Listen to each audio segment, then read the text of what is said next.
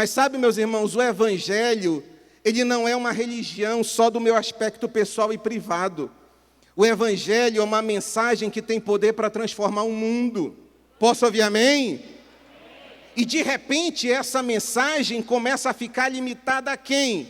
A própria igreja. E o Evangelho é uma mensagem para ficar limitada à igreja, sim ou não, irmãos? Não! O Evangelho é uma mensagem que tem poder para transformar o mundo. É sal para a terra, é luz para o mundo. E meus irmãos, e quando eu li o texto de Atos 2, eu pude encontrar a igreja primitiva. Uma igreja que é para nós modelo. E é modelo por quê, irmãos? Ela é modelo só porque ela foi a primeira? Não.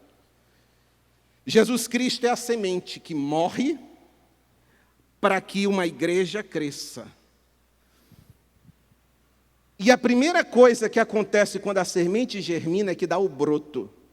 E aquela árvore frutífera, grande, frondosa que você vê, ela resulta de um simples broto, que é quando a semente morre e explode.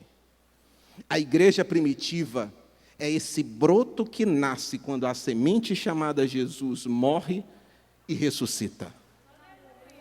A igreja primitiva foi a única que teve contato pessoal, direto e físico com Cristo. E muitas vezes a gente olha para essa igreja primitiva e admira essa igreja pelos milagres que ocorreram nela, pela sua impressionante expansão, porque em poucos anos, em pouco tempo, aquele evangelho que nasceu em Jerusalém, rapidamente se expande por todo o mundo. A gente admira essa igreja pela manifestação dos dons espirituais no seio dela, pela presença, pelo derramamento do Espírito Santo que essa igreja experimentara. Contudo, irmãos, tudo isso, na verdade, nada mais é do que a cobertura do bolo. A essência do bolo está no viver cristão daquela igreja.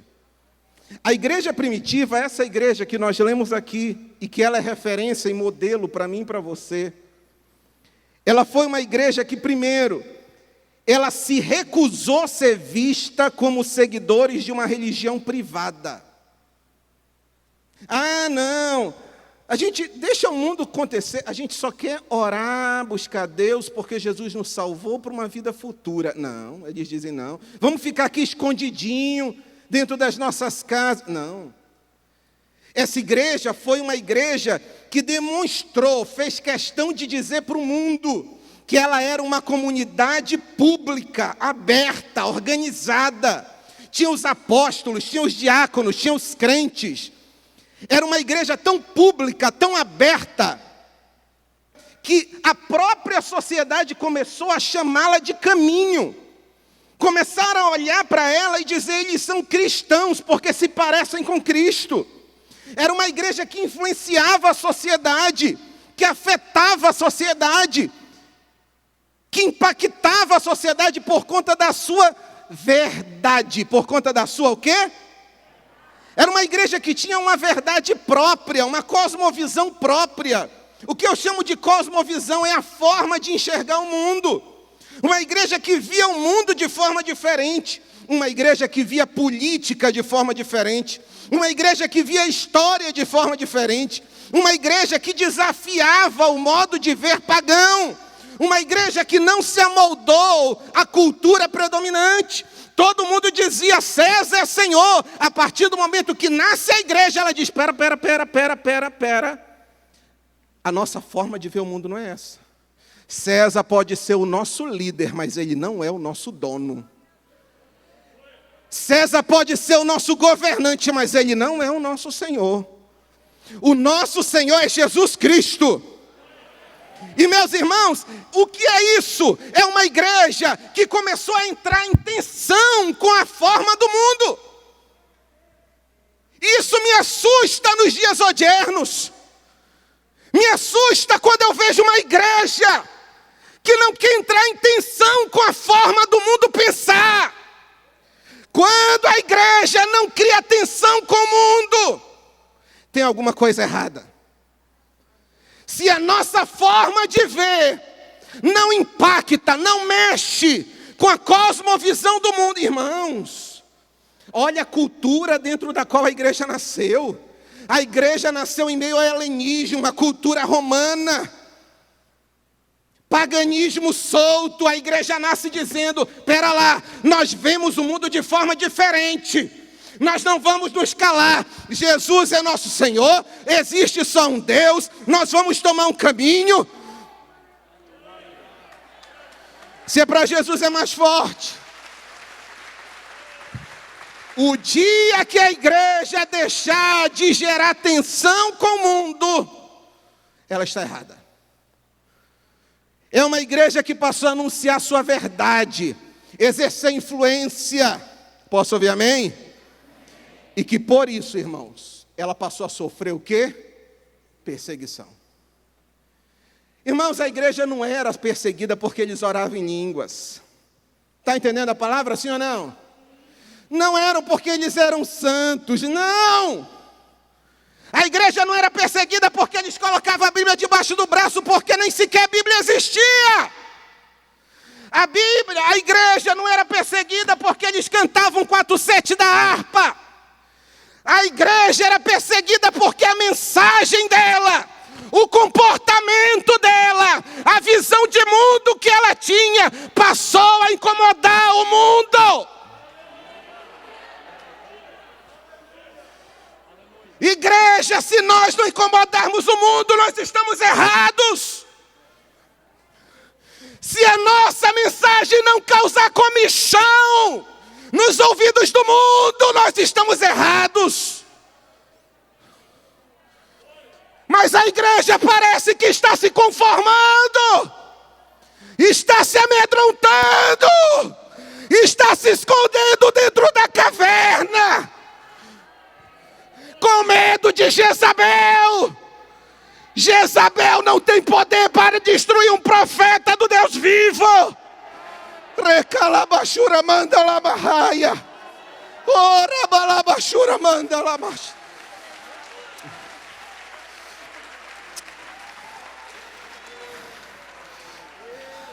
Sua Bíblia está aberta.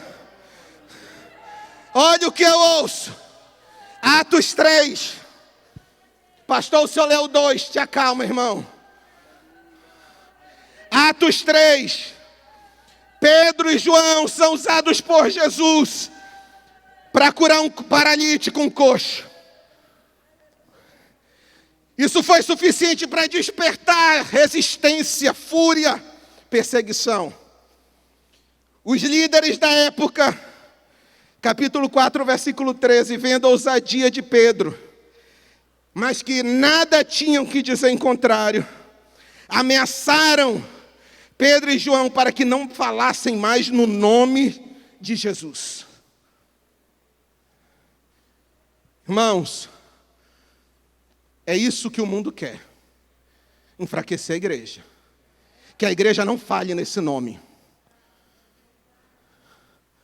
Pastor, o senhor acredita em perseguição contra a igreja? Hoje acredito. Miserável é a igreja que hoje, em pleno 2020, acredita na balela de que nós vivemos num país livre e democrático, onde a igreja é livre. Não é, irmãos. O diabo se orquestra a todo instante para enfraquecer a igreja.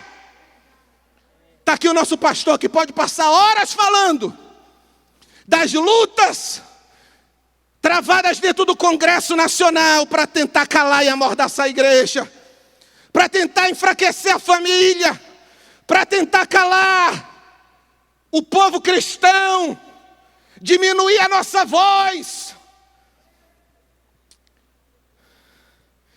E aqui a Bíblia diz que os líderes passaram a ameaçá-lo. Sabe o que é que Pedro diz? Justo é, diante de Deus, eu ouvi vocês e não ouvi a Deus? É uma igreja disposta a se desgastar. Irmão, eu obedeço, eu acredito no Estado Democrático de Direito, acredito nas leis, nas instituições, mas eu só vou até onde aquilo não viola a minha fé no Deus que eu sirvo e na palavra que eu obedeço. Pedro diz, olha, eu não vou ouvir vocês e deixar de ouvir a Deus. E a Bíblia diz que ainda ameaçaram mais, olha, não fala, não prega. É querer inviabilizar a igreja, irmão, você está entendendo a palavra, sim ou não? Aí Pedro e João, pastor Elias, saem, e aí eles vão reunir a igreja. Sabe o que eles falam para a igreja? Reúnem os crentes e dizem, crentes, é o seguinte, sabe como é que é?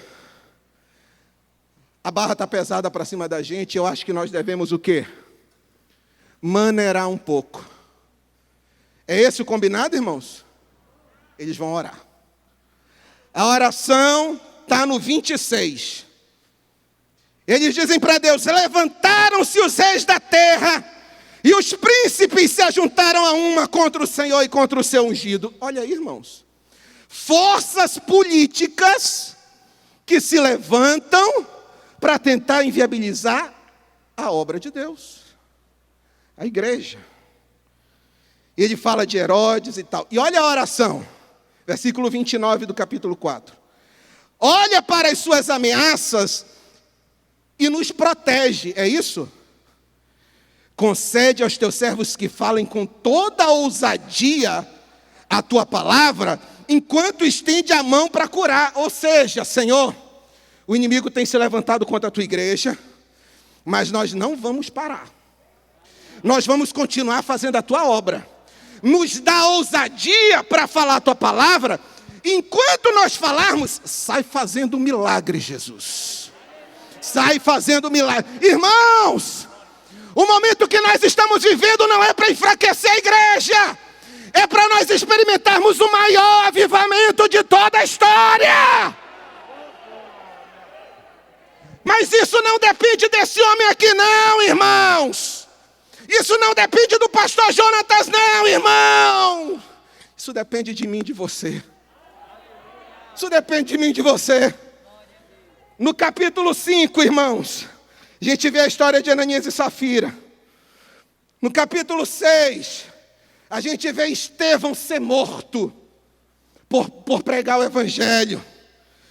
No capítulo 7, irmãos, a gente vê mais uma vez Pedro e João, agora sendo presos, açoitados. E aí vem no capítulo 8. Se você puder ver o capítulo 8, diz, versículo 1, que naquele dia, antes do 8, vai lá no 5, lá no finalzinho, 41 diz, retiraram-se, pois, da presença do conselho, regozijando-se de terem sido julgados dignos. De quê, irmãos? Padecer afrontas pelo nome de Jesus. Olha só, olha a maturidade dessa igreja. E hoje a gente sem coragem de quê, irmãos? De vir para o templo, de se congregar. A igreja primitiva soube lidar, irmãos, com a morte. Para Paulo dizer, o viver para mim é lucro e o morrer é ganho. O viver é Cristo e o morrer é ganho. Soube lidar com a perseguição. Aí vem o capítulo 8. Leia o capítulo 8. Versículo 1. E fez-se naquele dia uma grande perseguição contra a igreja que estava em Jerusalém. E todos foram o quê? Dispersos. Irmãos, olha aqui para mim. Talvez você diga, pastor, a igreja foi dispersa. Então ela acabou, né? Acabou, irmãos? A igreja não acabou por ter sido dispersa. O fato da igreja ter sido dispersa em Atos 8, poderia ter sido o fim dela, mas não foi. Sabe por quê? Porque essa igreja tinha duas características marcantes. Essas duas características estão em Atos 2, que nós lemos, do 42 ao 47. Primeira, versículo 42. E perseveraram. Versículo 46. E perseveraram. Sabe por que a igreja, mesmo dispersa, não foi o fim dela? Porque era uma igreja que perseverava. Segunda característica, versículo 46. E perseverando unânimes. Primeira característica, perseverança. Segunda característica, unanimidade. Eu vou começar por unanimidade. O que é unanimidade? É todo mundo chegar e dizer, estamos juntos. É um acordo geral, unanimidade. Quando eu junto perseverança com unanimidade, eu crio um conceito chamado perseverança unânime. A igreja sairá mais forte ou mais fraca, dependendo da capacidade dela, perseverar unanimemente ou não. O que é perseverar? É ser constante. Com pandemia ou sem pandemia. Eu não mudar, eu ser o mesmo, com pandemia ou sem pandemia. Eu permanecer o mesmo, com pandemia ou sem pandemia. Eu continuar, com pandemia ou sem pandemia. Eu manter no mesmo estado, no lugar, sem alterações, nas mesmas condições. Eu persistir, eu perdurar, com pandemia ou sem pandemia. O caminho de Cristo, o caminho cristão, muitos pensam que é só a porta estreita. Passei por ela, agora tudo... Não, é uma porta estreita, mas um caminho apertado. Eu passo pela porta, eu não posso dizer, ufa, não. Meu Deus, passei pela porta e continua difícil. E vai ser. E eu preciso, mesmo no caminho apertado, o que, irmãos? Perseverar. Ser o mesmo. Ser o mesmo. E aqui, irmãos, os 4 pontinhos da minha palavra de hoje, é só para citar. Eu preciso perseverar unanimemente em quê? Primeiro, no ensino dos apóstolos. Está aqui, E perseveravam unanimemente na doutrina dos apóstolos. Paulo diz ao seu discípulo Timóteo, no capítulo 3, versículo 10. 2 Timóteo 3,10, ele fala, olha só, irmãos, preste atenção. Tu, porém, tens seguido a minha doutrina, meu ensino, meu modo de viver. Olha isso, prática diária. Minha intenção, minha fé, minha longanimidade, paciência, amor, perseguição, aflição, tais quais me aconteceram em Antioquia, em Icônio e em Listra. Quantas perseguições sofri, e o Senhor de todas me livrou. E também todos os que piamente querem viver em Cristo Jesus. Quem quer viver em Cristo Jesus aqui? Diga glória a Deus.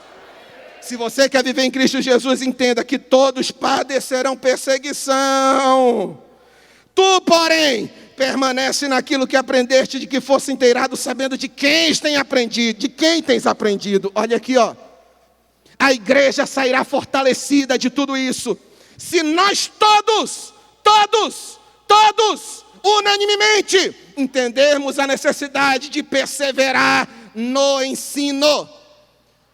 Aquilo que nós temos aprendido. O que é que a Assembleia de Deus há 109 anos tem nos ensinado? Da palavra de Deus. Permanece nisso, irmão. Com pandemia ou sem pandemia. Segundo, perseverar na comunhão. Está aqui, Atos 2.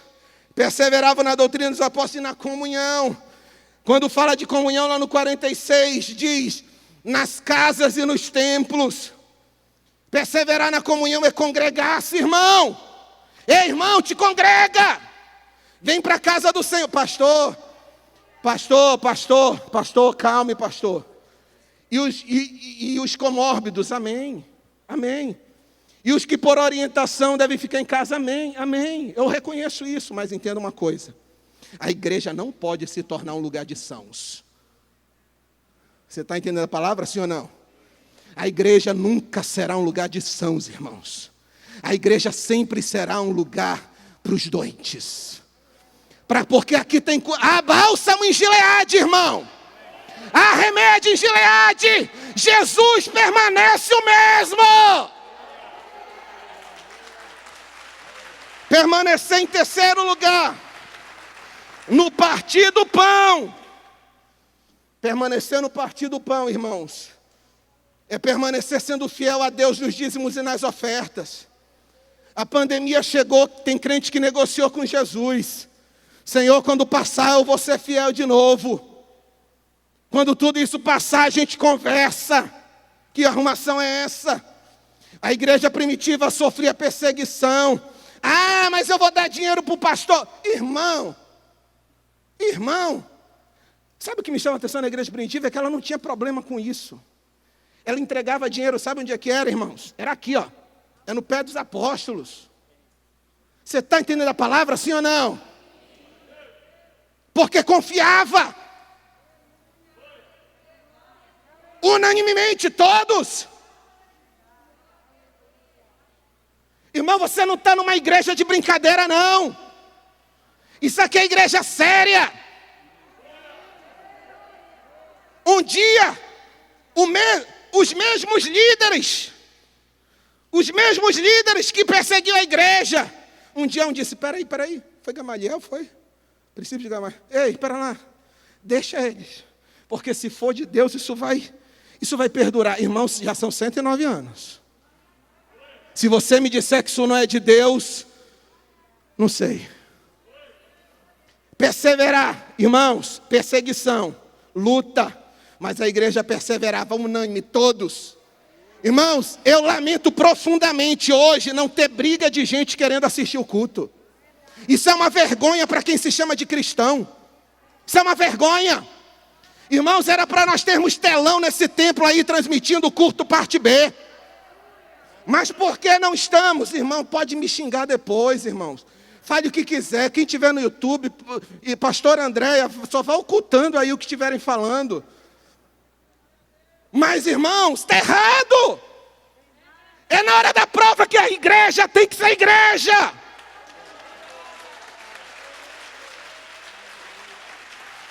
Para viver a palavra de Deus. Para congregar-se no templo e nas casas. Para ser fiel nos dízimos e nas ofertas. Perseverar no ensino, na comunhão, no partir do pão. E em último lugar, nas orações. Na vida devocional. O templo não pode ter saído da tua agenda e a tua vida espiritual ter sumido também.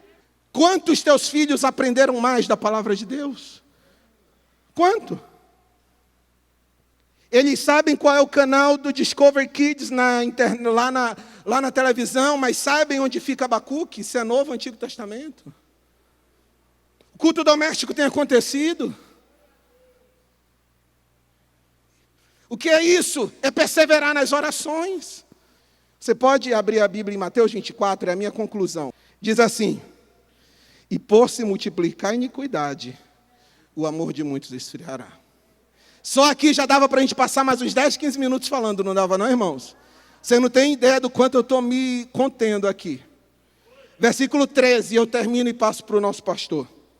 Mas aquele que... Não, tem que ser todo mundo junto. Mas aquele que... Perseverar. Perseverar no pão, na comunhão, no ensino, na oração, no partir do pão, no templo, na casa, na fidelidade, na oração, na leitura da palavra, no jejum. Aquele que perseverar até o fim será salvo. Que Deus os abençoe. Muito bem, nós estamos voltando com você novamente para te mostrar rapidamente, mas um pouquinho de tudo que nós estamos fazendo na obra do nosso Templo da Família. Gente, dê uma olhada que nós estamos aqui está a nossa tendinha, que Deus os abençoe e que logo, quem sabe, nós podemos dar um descanso a ela de toda a jornada que ela já fez. Nós estamos preparando aqui, você está vendo já, organizando as escadas de subida por esse lugar, gente. Subirão milhares de pessoas que vão adorar a Deus conosco. Essa é a nossa fé, é assim que nós cremos. E você está vendo que a obra não tem parado. Por exemplo, nós estamos a turma trabalhando aqui na nossa lateral. Dá uma olhadinha para cá. O pessoal está aqui limpando, fazendo concreto, cortando, mexendo. E nós estamos juntos, gente. Estamos juntos. A obra tem andado pela misericórdia de Deus, pela sua fé e por aquilo que você está fazendo, tá bom? Então não desanime, não pare. Não se esqueça de que nós estamos em guerra. E guerra não se para. Guerra a gente abre a mão, a guerra a gente fortalece os braços guerra a gente verdadeiramente faz e vence pelo Senhor, tá bom? Vamos dar uma entradinha rapidinho aqui com você, para você ter uma ideia. No nosso interno tem gente trabalhando também e nós não podemos deixar essa obra parar. Só depende de você. Vamos chegar para cá, pastor Nonato, caminhando um pouquinho. Você está vendo essa bela entrada. Que coisa linda, a gente que está ficando isso aqui. Imagine essas portas se abrindo e você se encontrando com 2.300 pessoas que estarão aqui adorando o nome do Senhor. O pessoal está trabalhando interno. Pode não parecer, mas tem gente trabalhando lá em cima nos tetos, já pintando toda essa área aqui. Você vai ver que nós estamos aqui ainda com um pouco mais de janelas, de portas de vidro que ainda serão colocadas. Tudo isso, gente, resultado da sua fé, resultado da sua coragem, resultado do seu ânimo. Então não desanime, tá bom? Vamos juntos, ore e haja, tenha fé. Vamos vencer esse tempo que nós passamos parado e produzir muito mais. Nós temos um desafio, gente, de produzir muito mais por todo o tempo que essa pandemia nos deixou parado. O nosso Deus é assim, nosso Deus é Deus de atitude, é Deus de ação, e o nosso povo também é um povo forte, é um povo valoroso. Só depende da sua fé. Vamos juntos? O tempo da família está saindo, com tanta luta, com tanta dificuldade, mas com grandes vitórias. Você faz parte disso. É o resultado da sua fé, do seu trabalho, da sua ação. Vamos juntos? Vamos fazer essa obra? Que o Senhor te abençoe e que o teu coração seja por Deus movido, para que quando o Senhor Jesus te der, porque essa é a nossa oração, dá os tesouros escondidos ao teu povo, Senhor, para que o teu povo possa abençoar e ser abençoado. Não te esqueça disso. Com certeza Deus conta com você, Deus conta comigo. O Senhor te abençoe, um abraço, vamos juntos. A paz do Senhor Jesus.